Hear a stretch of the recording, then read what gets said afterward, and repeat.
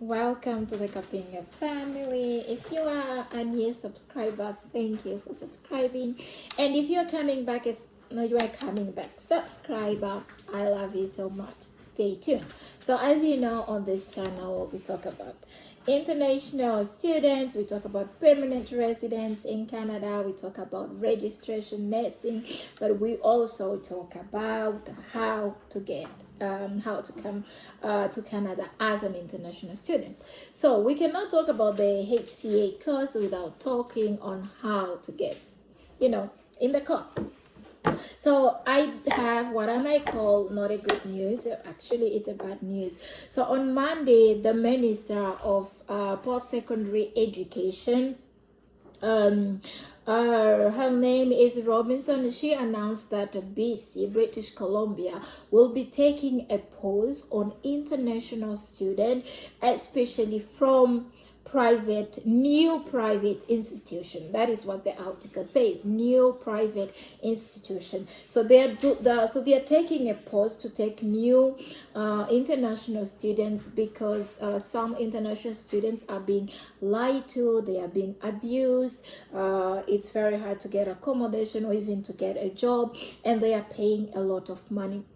Canadian education costs a lot of money. Like, you have to pay a lot of money. Let's say a cost to do healthcare assistant, which is about 6 to 1 year.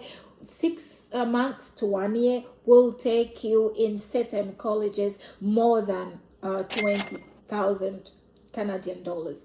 That is a lot of money. Some people are paying 10, 15, 12, $1,000. That is a lot of money. However, they decided to take that decision there, so they are pausing. They are not stopping. This pause will be until 2026, and this is only for British Columbia. So if you think you cannot wait until that time and you really want to do your HCA, I will suggest that if you are applying this year or next year, either you apply to a government institution, for example VCC, which Vancouver Community College. Yes, you can apply to that, because this is it looks like it is specifically targeting new private institution, because the law also changed last year. They tried, I think in the beginning of this year 24, they changed the law, like the private institution can no longer send you an letter of acceptance. It had to go through the Ministry of Education. So I guess by doing that, they realized that certain colleges do not have what it takes, all the requirements to take the students, and maybe that is why they decided to do that. So what I'm going to do is I'm just going to attach this article so you can read it and see what it says. It does not say all students, it does not say all institutions, it only says new private institution, post-secondary. They are taking a pause. It doesn't really say anything about universities. It only says new private institution, post-secondary institution, and this pause is just for 2 years.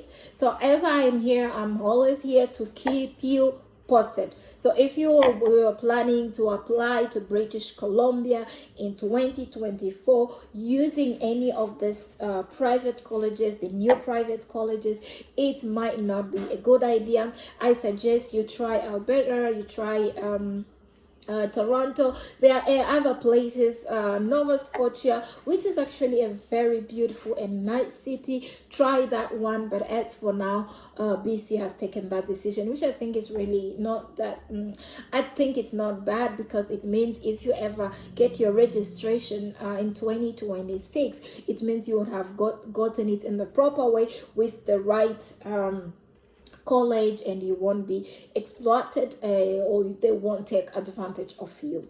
So if you like this video, please share with friends and family. And one thing I just wanted to mention, I always reply to my emails. If you send me an email, I try to reply as fast or as soon as I can. But one thing is, I won't be replying to emails is the healthcare course hard? I do not know your academic capacity for me to be able to tell you it's easy or it's hard. What is easy for me might be hard for you. What is hard for you might be easy for me. You understand? So those are not questions that I really want to spend my time on to answer. However, the questions that I will answer is, I got registered. I want to register in this college. Can you check if it is a designated learning institute? I want to check that for you. Can you call this college and check this? I want to do that for you. But please don't send me emails asking me if I think you should do this course or that course. I don't know what you have to do. And don't also send me messages to ask me if the course is hard or not, because honestly I do not know what I can tell you. I might tell you it's easy. When you come here like, oh, she didn't tell me it was this difficult, or she lied to me. So you understand, as I cannot answer to those kind of questions. I just want to answer to questions, and that the questions that are the most important things that I can be able to help you and actually be objective, because that's like a subjective questions when you're asking if a course is hard or not.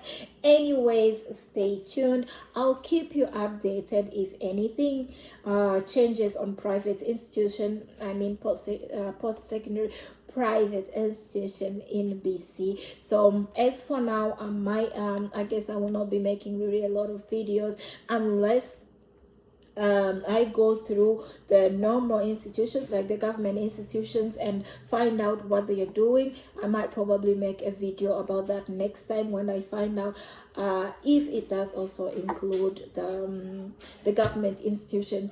And most of the time the government institutions are very expensive, like the healthcare course in VCC, it's about $40,000, and honestly I don't think anyone should spend that kind of money just to be a healthcare.